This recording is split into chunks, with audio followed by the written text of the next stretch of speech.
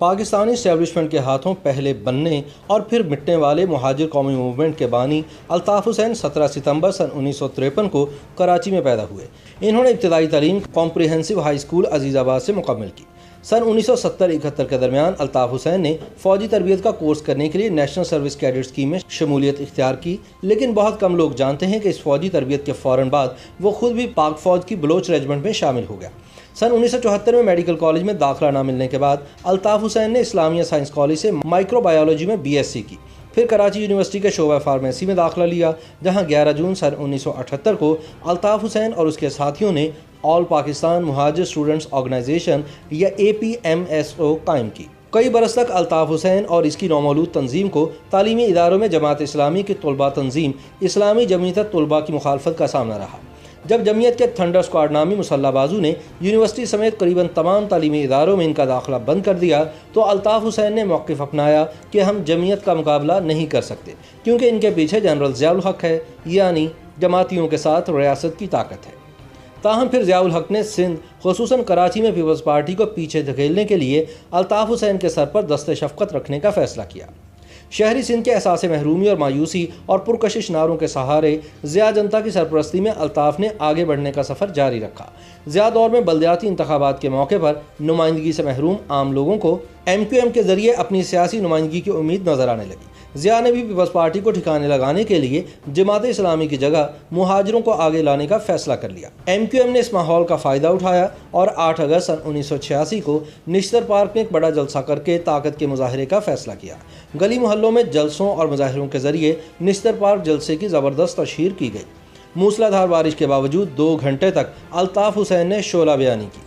کہتے ہیں کہ نشتر پارک جلسے کی کامیابی نے الطاف حسین کے لیے سن 1987 کے بلدیاتی انتخابات میں کامیابی کی ایسی راہ ہموار کی جس کا اندازہ تو شاید خود الطاف حسین اور اس کی تنظیم کو بھی نہیں رہا ہوگا۔ ان انتخابات میں فقید المثال کامیابی کے نتیجے میں مہاجر قومی موومنٹ نے تقریباً تمام نشستیں حاصل کیں اور ڈاکٹر فاروق ستار MQM کے پہلے میئر کراچی منتخب ہوئے۔ سن 1988 میں جب بہت طویل عرصے کے بعد ملک میں جماعتی بنیادوں پر عام انتخابات ہوئے تو شہری سندھ پورا MQM اور دیہی سندھ مکمل طور پر پیپلز پارٹی کی جھولی میں آ گرا اور دونوں جماعتوں نے مل کر صوبائی اور وفاقی حکومتیں تشکیل دیں۔ مقبولیت کی اس انتہا پر الطاف حسین کی MQM بلا شرکت غیر کراچی کے سیاسی، بلدیاتی، انتظامی اور مالی معاملات کی مالک بن گئی، مگر یہ سیاسی اتحاد سن 1989 میں ہی ختم ہو گیا۔ اس سے قبل 17 اگست سن 1988 کو طیارے کے حادثے میں جنرل ضیاء الحق کی ہلاکت کے بعد کراچی سے تعلق رکھنے والے جنرل اسلم بیگ مرزا فوج کے سربراہ بنے،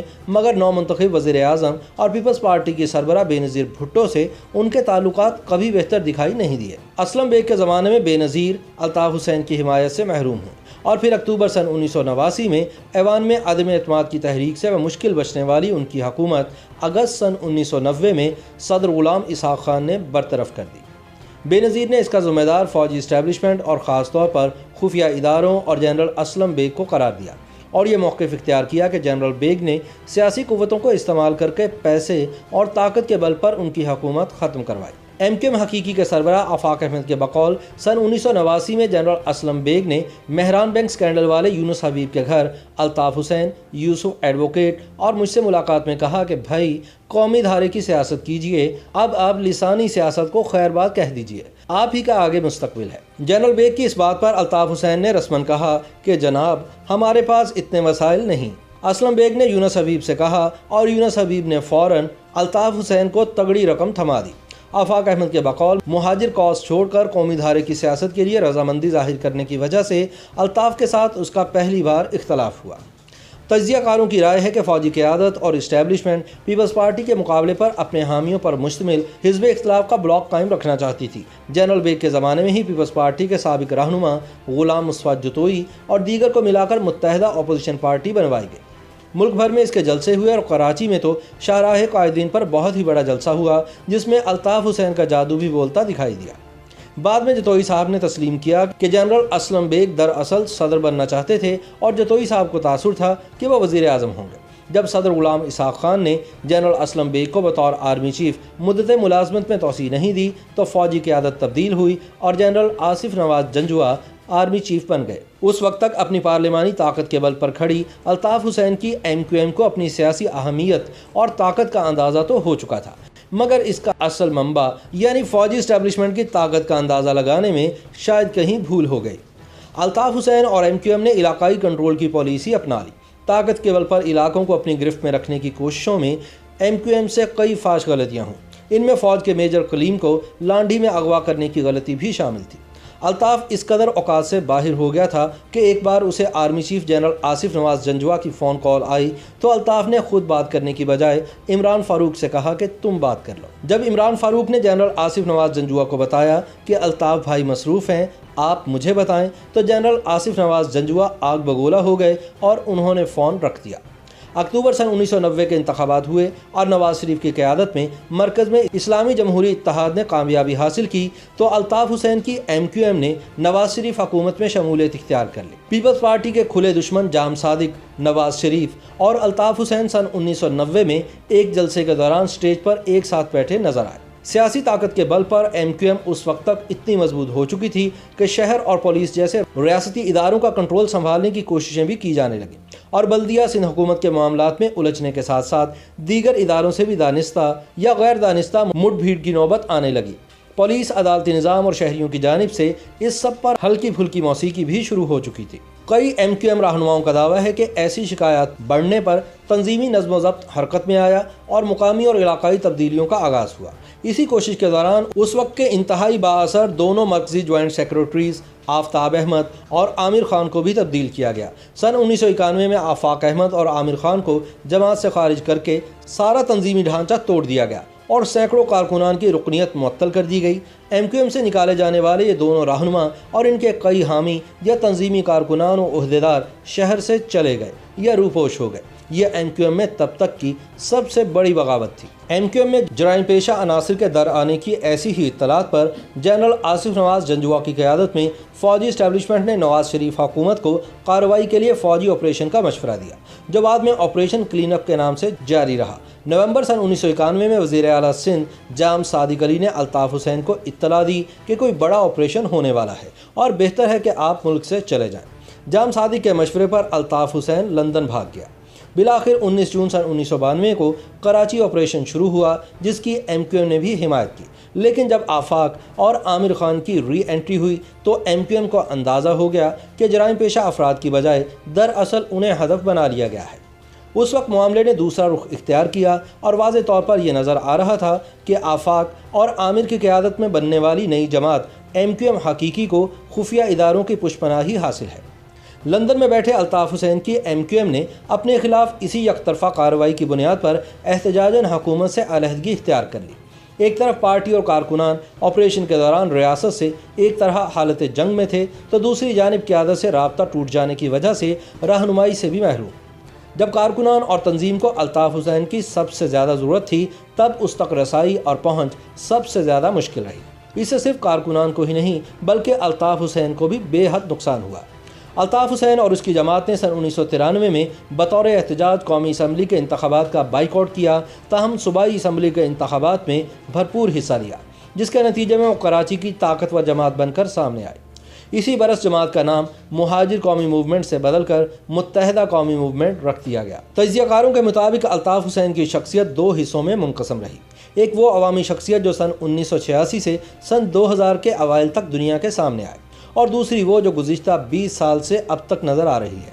شخصیت کے دونوں رخ ایک دوسرے کے برعکس ہیں۔ پہلے دور کا الطاف حسین بہت مضبوط اور عوام سے جڑا ہوا رہنما تھا، جسے تنظیم پر مکمل کنٹرول حاصل تھا، جبکہ سن 2000 کے بعد الطاف حسین کمزور، بیمار اور مجبور ہو گیا تھا۔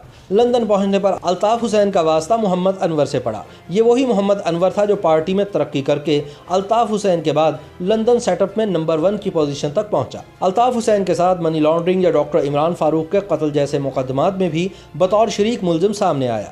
اسی دوران پاکستان میں جنرل عبدالوحید کاکڑ نے کراچی آپریشن ختم کرنے کا اعلان کیا۔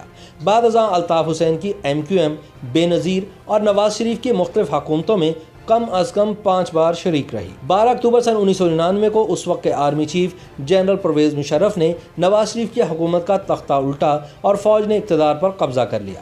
مشرف کا پورا دور سن 2007 تک MQM اور الطاف حسین کا آئیڈیل ترین دور تھا۔ مشرف کے ساتھ الطاف حسین کا 3 نکاتی معاہدہ ہوا۔ ان میں سے ایک یہ تھا کہ شہری سندھ کے تمام انتظامی اختیارات MQM کے گورنر کے پاس ہوں گے۔ اگرچہ سرکاری طور پر ایسا ممکن نہ تھا، تاہم وزیر اعلیٰ سندھ ارباب رحیم کے ساتھ ایک ایسی انڈرسٹینڈنگ بنائی گئی کہ جس کی وجہ سے ڈاکٹر عشرت العباد طویل عرصے تک ان خصوصی اختیارات کے ساتھ گورنر سندھ رہے۔ مشرف نے MQM کی صحیح اور غلط ہر بات مانی۔ اس کے بدلے میں MQM نے نواز شریف اور بے نظیر بھٹو کی سندھ اور وفاق میں حکومت سازی کے لیے کبھی حمایت نہیں کی۔ تجزیہ کاروں کا کہنا ہے کہ جنرل مشرف کے سیاسی عزائم تھے اور ان کی تکمیل کے لیے اسے الطاف حسین اور MQM کی سیاسی حمایت کی ضرورت تھی، لہٰذا MQM کی صحیح اور غلط ہر بات مانی جاتی رہی۔ یوں پولیس سمیت اربن سندھ کے تمام اداروں کے سربراہان اور افسران کی تعیناتی سے لے کر بلدیاتی نظام کا ڈھانچہ تبدیل کرنے اور فنڈز فراہم کرنے کی شرائط سب کی سب مانی جاتی رہی۔ مشرف کے ساتھ ہونے والے معاہدے کا ایک اور نقطہ یہ بھی تھا کہ آفاق احمد اور عامر خان کو یا تو پاکستان سے باہر بھیج دیا جائے گا یا پھر جیل میں ہی بند رکھا جائے گا، اور بیت الحمزہ سمیت MQM حقیقی کے تمام دفاتر ختم کیے جائیں گے۔ اس کی بدولت دونوں رہنما لگ بھگ 8 برس جیل میں رکھے گئے۔ لانڈی میں حقیقی کا مرکزی دفتر بھی مسمار کر دیا گیا۔ اس کے بدلے میں MQM نے جنرل مشرف کے مخالفین یعنی نواز شریف اور بے نظیر بھٹو کی سندھ اور وفاق میں حکومت سازی کے لیے کبھی حمایت نہیں کی۔ تاہم سکھ کے اس زمانے میں پارٹی میں اندرونی تبدیلیاں اور بیرونی مسائل سامنے آتے رہے۔ لندن میں بیٹھے الطاف حسین نے ندیم نصرت کو امریکہ سے واپس بلایا اور یہ بات محمد انور اور بہت سے دیگر رہنماؤں کو پسند نہیں آئی۔ کراچی اور لندن میں ان تبدیلیوں نے پارٹی میں نئی مگر خفیہ دھڑے بندی کو تیز کر دیا۔ عامر خان اور آفاق احمد کو الطاف حسین کے کہنے پر مشرف دور میں کئی سال جیل میں رکھا گیا، لیکن بعد میں سافٹ ویئر اپ ڈیٹ ہونے کے بعد وہ الطاف حسین کی قیادت میں ہی ایک بار پھر MQM میں شامل ہو گئے۔ MQM کے عہدیدار تیزی سے تبدیل کیے جانے لگے اور نئے واپس آنے والے رہنماؤں عامر خان اور ندیم نصرت کی رائے کو اہمیت ملنے لگی۔ ان فیصلوں پر ناراض کارکنوں نے اپنے ساتھیوں کی تنظیمی خلاف ورزیوں، سرکاری اداروں سے متعلق مالی بدعنوانیوں اور دیگر بگڑتے معاملات پر پہلی بار دبے لفظوں پارٹی کے اندر اور پھر کھلے عام سماجی محافل اور سیاسی بیٹھکوں میں اعتراض کرنا شروع کیا، مگر الطاف اس سے بے خبر رہا۔ لندن اور کراچی ان تبدیلیوں سے گزر ہی رہے تھے کہ جنرل مشرف نے الطاف حسین کو مشورہ دیا کہ وہ پاکستان واپس آ جائے۔ تاہم MQM کے کئی رہنماؤں نے وطن واپسی پر قتل ہو جانے کے خدشات ظاہر کر کے الطاف حسین کو لندن میں ہی رہنے کا مشورہ دیا۔ وجہ یہ تھی کہ ہر سطح پر نئے عہدیدار نہیں چاہتے تھے کہ الطاف حسین کراچی واپس آئے اور تنظیمی خلاف ورزیوں یا مالی بدعنوانی کے معاملات سے واقف ہو کر ان میں ملوث عناصر کے خلاف کوئی انتہائی قدم اٹھائے۔ اسی دوران مشرف کی حمایت میں کراچی میں MQM کے ہاتھوں 12 مئی سن 2007 کا واقعہ پیش آیا، جس میں درجنوں افراد جان کی بازی ہار گئے۔ اس کے بعد لندن میں الطاف حسین کی سالگرہ کے دن عمران فاروق کے قتل کی واردات بھی ہو گئی۔ اس وقت تک عمران فاروق الطاف حسین سے راہیں جدا کر چکے تھے اور یہ افواہ تھی کہ وہ اپنی سیاسی جماعت کی بنیاد رکھنے والے ہیں، لیکن اس سے پہلے ایک بڑی گڑبڑ تب ہوئی جب سن 2007 میں بے نظیر بھٹو کا قتل ہوا اور سن 2008 کے انتخابات میں زبردست کامیابی حاصل کرنے والے آصف زرداری نے جنرل مشرف کو ایوان صدر سے رخصت کیا اور خود صدر بن گئے۔ جنرل مشرف کا جانا الطاف حسین کے لیے گھبرانے والا موقع تھا، کیونکہ زرداری کو نہ تو الطاف کو ساتھ لے کر چلنے کی ضرورت تھی اور نہ ہی وہ اس کے خواہش مند تھے۔ پھر ذوالفقار مرزا کارڈ استعمال ہوا اور MQM کے ہانی مون کا اختتام ہوتا نظر آیا۔ پیپلز پارٹی میں موجود رحمان ملک جیسے لوگوں کی کوششوں سے MQM نے حکومت سے رابطے تو قائم کر لیے، مگر الطاف حسین کا یہ فیصلہ بھی پارٹی میں پسند نہیں کیا گیا۔ مگر مسئلہ وہی تھا کہ کوئی بھی الطاف حسین کی مخالفت نہیں کر سکتا تھا۔ اب الطاف حسین کے لیے ہر طرح اور ہر طرف سے پریشان کن صورتحال پیدا ہوئی۔ حکومت میں شمولیت کے بغیر MQM کی بقا کا مسئلہ، پے در پے فیصلوں کی ناکامی یا غیر مقبولیت، پارٹی میں دھڑے بندی، اسکاٹ لینڈ یارڈ کی جانب سے عمران فاروق قتل کی تفتیش کے دوران منی لانڈرنگ کیس کا ابھر آنا، بھارتی خفیہ اداروں سے روابط کا انکشاف اور اعتراف، لندن میں قیام کی وجہ سے پارٹی پر ڈھیلی پڑتی ہوئی گرفت اور کراچی سے آنے والی مالی بدعنوانی میں ساتھیوں کے ملوث ہونے کی شکایات، کتنا کچھ تھا۔ اس سب نے مل کر الطاف حسین کو شدید عدم تحفظ کا شکار بنا دیا۔ تب الطاف حسین کی شخصیت کا دوسرا روپ ابھر کر سامنے آیا، یعنی کمپرومائز، ذہنی طور پر منتشر اور مغلوب، نہ وہ قروفر، نہ وہ تم تراک اور نہ وہ پہلی سی رمق۔ اس دور میں کبھی کبھی تو ایسا لگتا تھا کہ جیسے الطاف حسین ایک نفسیاتی مریض ہے۔ اس کے علاوہ جسمانی طور پر کثرت شراب نوشی، گردوں کی بیماری बदतरीन ज़ियाबतिस और बेखाबी के मर्ज ने अल्ताफ़ हुसैन को अंदर से खोखला कर दिया था। टीवी चैनल्स पर अपने खिलाफ होने वाली गुफ्तगू और उसका पार्टी रहनुमाओं की जानिब से मुनासिब दिफा ना होने पर रहनुमाओं से अल्ताफ़ की नाराज़गी बढ़ती चली गई और फिर बिलाखिर वो खुद मौका बे मौका तकरीरों के दौरान बिल्कुल दूसरे रास्ते पर जाना शुरू हो गया। सन 2013 में जनरल रहील शरीफ के ज़माने में ऑपरेशन रद्दुल फ़साद शुरू हुआ और मजहबी और फ़िरकावाराना शिद्दत पसंदों के साथ साथ सियासी जमातों के जराइम पेशा अनासर के खिलाफ भी कार्रवाई का आगाज़ कर दिया गया। MQM को भी बता दिया गया था कि किसी भी किस्म की शिद्दत पसंदी या अस्करियत पसंदी की गुंजाइश नहीं रही, लेकिन जहनी अमराज, दबाव, मायूसी और नाकामियों का शिकार अल्ताफ़ इस नए ऑपरेशन को समझ ही न सका। जब बाज़ मौके पर गवर्नर इशरतुल इबाद को फ़ौजी एस्टैब्लिशमेंट की जानिब से नज़रअंदाज किया गया, तब जाकर अल्ताफ़ हुसैन को मामलात की संगीनी का एहसास होना शुरू हुआ, लेकिन तब तक बहुत देर हो चुकी थी। MQM के एक रहनुमा के मुताबिक अल्ताफ़ भाई घर पर जाकर अपनी मर्जी से और किसी मशवरे के बगैर ही कारकुनान या टीवी से खिताब शुरू कर देते और 22 अगस्त सन 2016 की फ़ौज मुखालिफ तकरीर भी अल्ताफ़ ने अपने घर से ही की थी, जिसके बाद से पाकिस्तानी मीडिया पर इसकी तस्वीर दिखाने या तकरीर सुनाने पर मुकम्मल पाबंदी आयद कर दी गई, जो आज दिन तक बरकरार है। 22 अगस्त के वाक़े के बाद अल्ताफ़ के पाकिस्तान में मौजूद साथियों पर इस कदर शदीद दबाव आया कि उन्होंने ख़ुद को MQM लंदन से अलग करके अपने ही साबिक़ कायद के ख़िलाफ़ कौमी असम्बली में करारदाद मज़म्मत पेश कर दी। तब से अब तक अल्ताफ़ हुसैन सियासी मंजरनामे से गायब है और लंदन में ज़िल्लत आमेज़ ज़िंदगी गुजार रहा है। YouTube पर गूगली न्यूज़ देखने के लिए youtube.com की सर्च बार में गूगली न्यूज़ TV टाइप करें। गूगली न्यूज़ के पेज पर सुर्ख रंग के सब्सक्रिप्शन वाले बटन पर क्लिक करना ना भूलिए। YouTube पेज पर अपलोड होने वाली वीडियोस से बाखबर रहने के लिए बेल आइकन पर क्लिक कीजिए। आपको हर नई वीडियो के बारे में नोटिफिकेशन मौसूल हो जाएगा।